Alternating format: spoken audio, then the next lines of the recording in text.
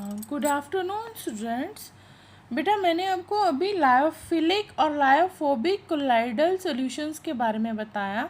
बेटा अभी हम जो करेंगे वो करेंगे distinction between the lyophilic and lyophobic colloids which is very much important. ये बहुत ही इम्पॉर्टेंट है। 3 सीरीज़ में से एक सीरीज़ में डेफिनेटली ये क्वेश्चन होता ही होता है, तो प्लीज़ आप ज़रा ध्यान से देख लीजिए। फर्स्ट जो है इन्होंने 3 कॉलम्स में डिवाइड किया है। फर्स्ट में प्रॉपर्टी लिखी है लायोफिलिक की, फिर लायोफोबिक की। तो पहला है एज ऑफ प्रिपरेशन। कौन से मेथड जो है प्रेपरेशन कर सकते हैं हम इसकी। These are easily formed by the direct mixing. ये कैसे बन जाएंगे इजिली मिक्सिंग से। They are formed only by the special methods. बेटा अगर हम देखिए साथ साथ में इधर समझते भी जाइए, मैं कॉपी पे समझाती रहती हूँ आपको। अगर हम लायोफिलिक की बात करते हैं,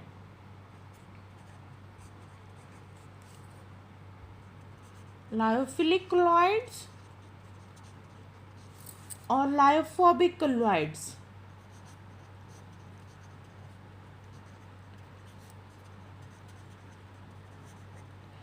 ठीक है। फर्स्ट है कि कैसे प्रेपरेशन होंगी। बेटा इसमें क्या है, डिस्पर्स फेस और डिस्पर्शन मीडियम में क्या है। बेटा ये मैं आपको सिर्फ यहाँ समझाने के लिए शॉर्टकट लिख रही हूँ, आपने नहीं लिखना है, आपने पूरा डिस्पर्स फेस और डिस्पर्शन मीडियम ही लिखना है। बेटा इसमें क्या है, फोर्सेस ऑफ अट्रैक्शन है, ये क्या हो जाएंगे आपस में ईजिली। बेटा कल ही मैंने आपको बताया था कि कोलॉइड्स का एक जर्नल एग्जांपल बताया था कि अगर हम आटा गूंथते हैं घर में तो हम क्या करते हैं, सिर्फ हमने आटे में क्या डालना होता है, पानी डालना होता है, और हम सिंपली उसको स्टीर करते हैं, अपने हैंड से स्टीर करते हैं, हिलाते रहते हैं उसको, और वो कोलॉइड तैयार हो जाता है हमारे पास, इजी है। तो वो कौन सा है, लायोफिलिक। मीन्स क्या है, आटा क्या कर रहा है, पानी को अपने आप में एब्जॉर्ब होने दे रहा है, ठीक है।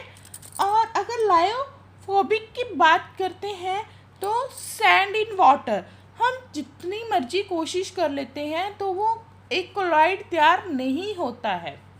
बेटा लायोफोबिक कोलॉइड्स तैयार कब होते हैं, जब हम क्या करते हैं, कोई स्पेशल मेथड जो है अपनाते हैं, स्पेशल मेथड जो है लगाते हैं, तब हमारे पास लायोफोबिक क्लोराइड्स जो हैं वो तैयार होते हैं।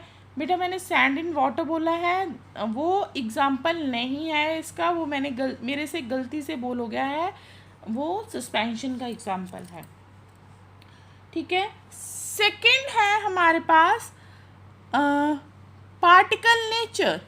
The particle of the colloids are the true molecule and the big size. True molecules हैं, जैसे इस ट्रू सॉल्यूशंस बनाते थे हम वाटर प्लस NaCl का मिक्सचर करके ट्रू सॉल्यूशन, तो इसमें क्या है, ट्रू मॉलिक्यूल्स है और थोड़े बिग साइज के हैं। The particles are aggregates of many molecules. Next है visibility. The particles are not easily visible under the ultramicroscopes. The particles are easily detected under the ultramicroscope. क्यों, क्योंकि ये क्या है, होमोजीनियस मिक्सचर, होमोजीनियस मिक्सचर्स हैं। Homogeneous mixture में क्या होता है, दोनों जो फेस हैं सोल्यूट और सॉल्वेंट क्या हो जाते हैं, बिल्कुल सेम फेस में होते हैं, ठीक है। डिस्पर्शन मीडियम में डिस्पर्शन फेस जब बिल्कुल कंप्लीटली डिसॉल्व हो जाएगा, होमोजीनियस मिक्सचर हो जाएगा। बट ये क्या है, हिट्रोजीनियस है, जिसकी वजह से क्या है, दोनों फेस जो है वो अलग अलग है मिक्सचर, ठीक है। नेक्स्ट है stability, these are stable, These are unstable and require traces of stabilizers. Action of electrolytes, they are not easily precipitated by the small amount of electrolyte. Very large quantity of electrolytes are required to cause the coagulation. They are easily precipitated by the addition of small amount of soluble electrolyte.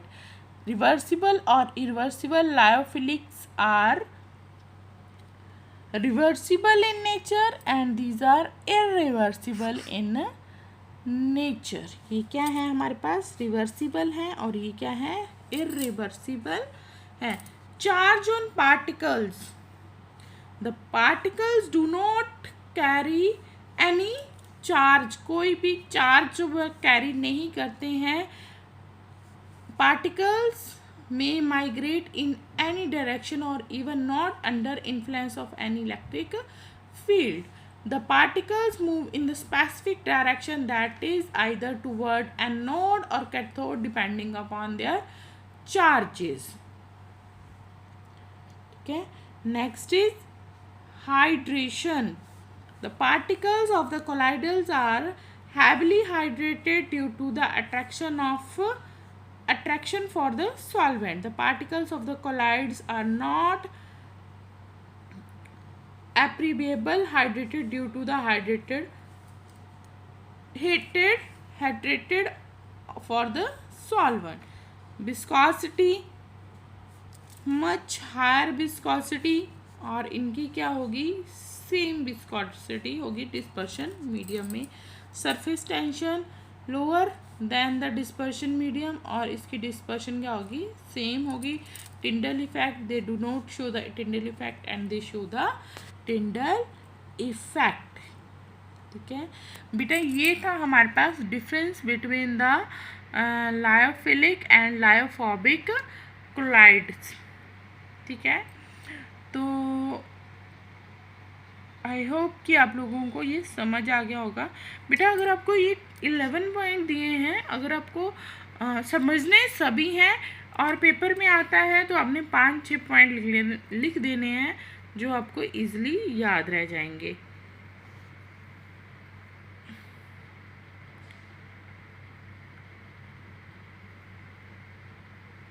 Okay, thank you.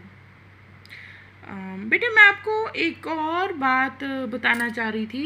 Lyophilic means a liquid loving और lyophobic means a liquid hating.